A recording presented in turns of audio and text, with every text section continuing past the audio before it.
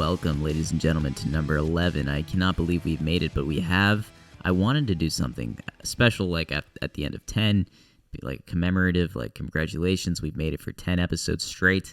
But the problem is 10, I think, is just too small of a number. I think we got to wait until we hit like 20. I think episode 20 is going to be a big episode.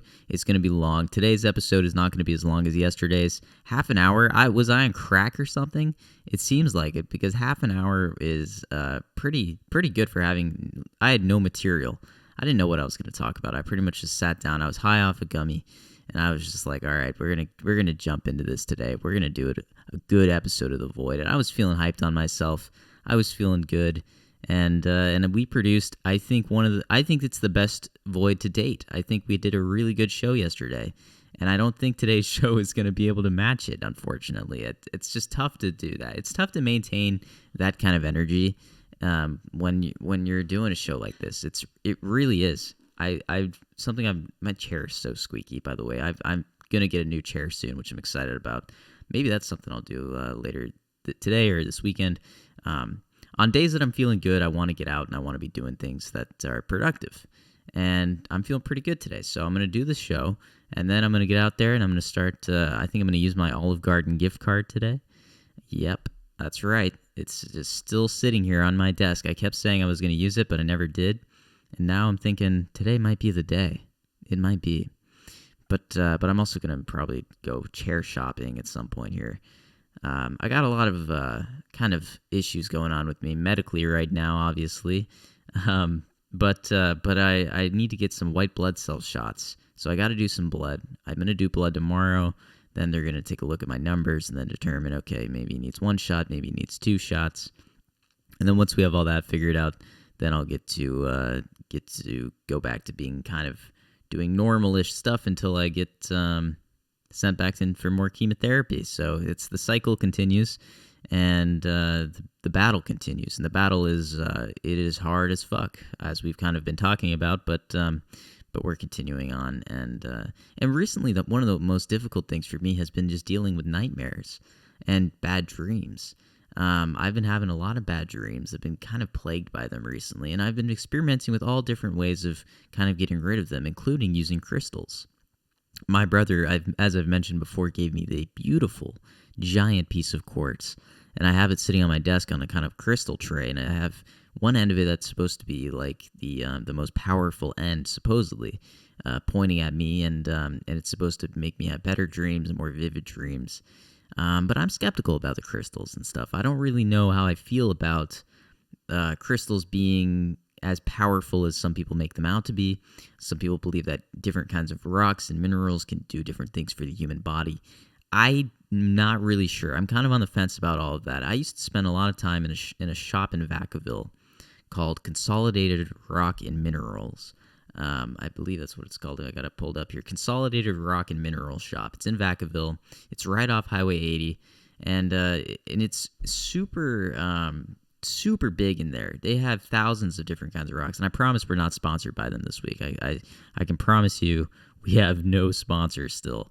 We're waiting on that. Stanford, we're waiting here. We're still waiting, but I don't think that's ever gonna happen. It was a dream. It was just a dream. I think we're a little too unhinged here at The Void. I think we're not as organized as they would like us to be. But you know what? We're free. We're doing what we want. We're doing what we want when we want, and that's the beauty of The Void. I can upload whatever the fuck I want whenever. And all the new listeners are going to hear the good days, and they're also going to hear the not so good days. But I'm going to do my best to put on a decent show whenever I can. And that's something that you can count on, is that whenever I physically am able to do it, I will put on a show. That is for sure. So here I am just sitting behind my desk thinking about what to talk about. But for you, it's something a little bit. It's like a daily routine. It can be something that you look forward to. So I don't know. It's kind of an interesting therapy project, but I've been having a lot of fun with it, and I've been feeling rejuvenated about the podcast. We had a really good day yesterday, and I wanted to say thanks for all the support, for all my friends who were kind of shouting it out and all that. It really does mean a lot. My dad actually listened to The Void for the first time yesterday, and he gave me a note. He said, "Stop thanking your audience every couple seconds." And I kind of agree. I think that's something I've been doing a little bit too much of. I have been saying thank you a lot, but I've also been feeling extremely grateful. And I want to say thank you for the outpouring of support. But here's something else. I want messages. I want you, if you're listening to The Void today, I would like you to send me a message, and I'm going to read it on the air tomorrow. And I think that would be a really fun thing to do. It could be positive. It could be negative. I'll still respond to that shit. I don't give a fuck. I still got some fighting spirit in me, but I hope it's positive, and I hope we can have a really nice show tomorrow where we kind of talk about things that you want to talk about. I think that's something that could be really interesting, and I think it could be a great way to keep the audience engaged with the show. And I would love to do that. So please send in all the messages that you want. Flood the comments. You could. I don't have an email set up, but just flood the comments section, and we'll read them on the air tomorrow. I think that'd be really fun. I've been having a lot of it kind of goes along with what I was talking about with the nightmares, but the kind of violent and negative thoughts and images floating in my head after chemotherapy. And that's something that I need to be working on with my my counselors and my therapists, because it's been a little bit debilitating. Is that the right word to use for this? I'm going to look that up, because I'm going to experiment with looking things up. Let's see. Debilitating meaning. Making someone very weak and infirm. Debilitating back. Debilitate. It's debilitating, not debilitating. Thank God for the internet. We're able to look things up now. And I hope that my typing wasn't too loud. I've been told that it isn't that loud, that it isn't that bad, but I don't want it to interfere. Because again, I got to fact check myself. I got to look things up. I got to make sure that I'm not just spewing nonsense in there. And that was definitely a word that was just slightly too big for me. I reached my max with that word. I didn't really know it. I threw it out there. I was like, maybe it'll work, maybe it won't. It didn't work. It's debilitating. And yes, I would consider my nightmares to be debilitating at times. But I've been trying to deal with that, and it's more noticeable after chemotherapy. It's more noticeable when I've been kind of going through the shit, and I think it's just my brain kind of responding to the trauma of everything that's happening. I really do. I think it's one of those things I'm gonna have to kind of deal with. And the weed gummies, I think, have been helping a lot. I think I've been taking this nighttime sleeping medicine, which has been great because it makes me really tired, and then I kind of fall asleep that way. So I think I'm on the right track for dealing with it, but I still have a lot of work that I got to do. And that's kind of how I've been with everything. I'm starting to get into a routine. I'm starting to kind of figure out, okay, on good days, this is what I want to be doing. I want to be doing the show, and then I want to be kind of up and at 'em and doing things. I'm getting the hang of cancer, I think. I really think I am. But it doesn't make the battle any less hard. In fact, in some ways, it makes it harder because I'm in a routine and I'm just dealing with it, and it's the day to day. But I'm confident that I will push through and persevere, and everything's going to be all right. So, and I was curious if anyone out there is going through this kind of the same thing as me. Are you also struggling with nightmares? Are you also having sleeping issues? Because I know it's a very common thing, and I kind of wanted to maybe talk about that some more, because it's been really strange just trying to lay down in bed, close my eyes, and kind of relax. And then I've got these terrible images, just like I can't get them out of my head. It's super strange. So what I've actually been doing, what I've started doing, is I've been meditating.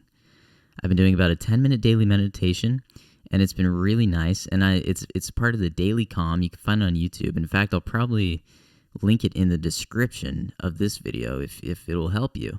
And it's been super nice. I've been kind of just putting it on repeat and doing it for about half an hour, because I think 10 minutes is just a little too short. I think if you do it for a little bit longer, you really notice the effects of it. And so anytime I'm having problems with negative thoughts or images that I can't get out of my head, things like that, I've been trying to do a meditation. I've been trying to just lay in bed and just relax, because you gotta cut yourself a break. You can't just be miserable, and you can't just be pushing yourself too hard. You got to cut yourself some rest time when you're dealing with something like this. So just keep that in mind. If you're out there and you're going through it, just don't push yourself too hard. it's okay to take a little bit of a break. It's okay to rest. Just know that, you got to get back up and keep fighting, and that's all right. But give yourself some time. You got to relax a little bit. Man, the outpouring of support has been so great recently, and I know my dad has told me not to be thanking the audience every couple of seconds, but I'm gonna do it anyway here, because I really just have been appreciating how much support I've been getting from people, friends who I haven't heard from in a long time, have been reaching out and sending me really personal messages explaining how cancer has affected them, explaining how how the show is a good idea, and it's been really it's been inspiring. I really have just been having such a good time chatting with people and learning that I really am not alone. And I knew that going into everything, that I wasn't alone, but people who I haven't talked to in years have been reaching out, and it's been beautiful. It really has been a wonderful process from that perspective. Obviously, there's so much bad about it, but there is a lot of good that comes with this. And I really have, I think, found myself in these past few weeks, which has been really good. I think finding yourself is really important. And it's a shame that this is, what needed to happen for me to really become comfortable with who I am and to say that this is what I want to do. But it's okay. I mean, at least it happened. For some people, it never happens. So I'm gonna count my blessings where I can, and I'm gonna say, I'm glad I know who I am now. At the end of all things, I will know who I am. So, and who I was and what I did, and that is, I think, pretty beautiful, and it really gives me a lot of hope and courage, because I am somebody. I am doing this, and I think that's an exercise that maybe other people out there who have cancer can do as well, is really take some time, and when you're meditating, focus on who you are and your legacy, focus on what you've done in your life, be grateful for all the good things that have been given to you, and really just focus your energy on yourself and on what you've done and the good things that have happened to you. I think that would be really helpful for a lot of people. With that, ladies and gentlemen, I think we're going to end the show today. It's been great. It's been short, I know. I'm sorry. I wish it could have gone a little bit longer, but I'm going to be taking some time for myself today, because I got today's like kind of a little bit of a break from all the medical stuff that's been happening. So I'm going to kind of rest. I'm going to rejuvenate, and we'll be back tomorrow for episode 12, ladies and gentlemen. Thank you again for listening. Goodbye.